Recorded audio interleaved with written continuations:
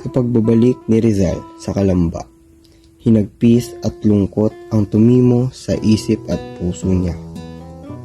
Bago ang Hunyo 1872, si Doña Teodora ay naipit sa maling paratang na tangkang paglason sa asawa ng kanyang kapatid. Pag-uwi ni Jose Alberto galing paglalakbay sa Europa, nang matuklasan niya na ang kanyang asawa ay may kinakasama ng iba. Dahil dito, nagalit at balak na hiwalayan ito para hindi na maging iskandalo. Hindi ito natuloy, bagkos pinakausapan ito ni Doña Teodora na patawarin na lamang at pinatawad naman ito ng kanyang kapatid. Ngunit, nakipagsabwatan sa isang tenyenteng Kastilang Guardia Sibil ang asawa nito. Nagsampa ito ng kaso laban kay Jose Alberto at Doña Teodora sa kadahilanan na balak siya lasunin ng magkapatid. Agaran naman dinakip si Doña Teodora ng walang pag-iimbestiga at walang matibay na ebidensya. Pinaglakad siya ng halos 50 kilometro mula Calamba patungo sa Santa Cruz at nakulong sa kulungang probinsyal ng 2 taon.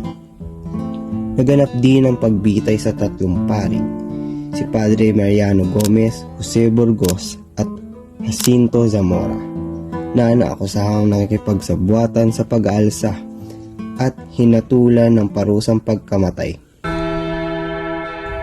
Pinagluksaan ito ng maraming Pilipino, kaya maraming pamilya ang pinili na lamang manahimik.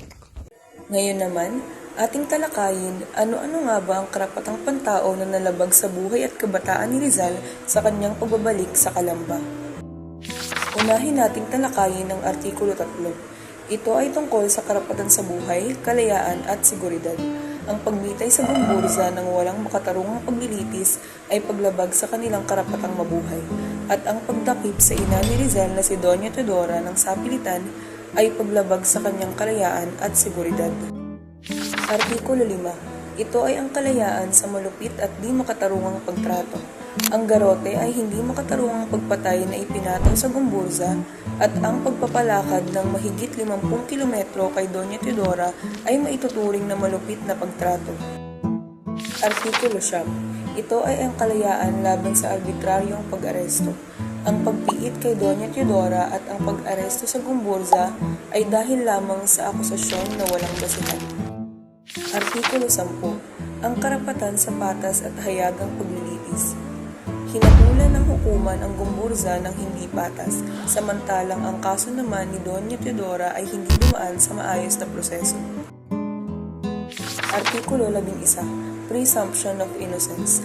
Dapat lamang na ituring na inosente ang isang tao hanggat hindi pa napapatunayang sila ay nagkasala. Ngunit sa kaso ng gumburza at ni Doña Teodora, sila ay agad na hinatulan ng walang sapat na ebidensya. At ang panghuli, Artikulo 11. Ang kalayaang ipahayag ang opinyon at saloobin. Sa panahong ito, walang karapatan ng mga mamamayang magpahayag dahil kontrolado ang pahayagan. Hindi sila maaaring tumalakay ng isyong panlipunan.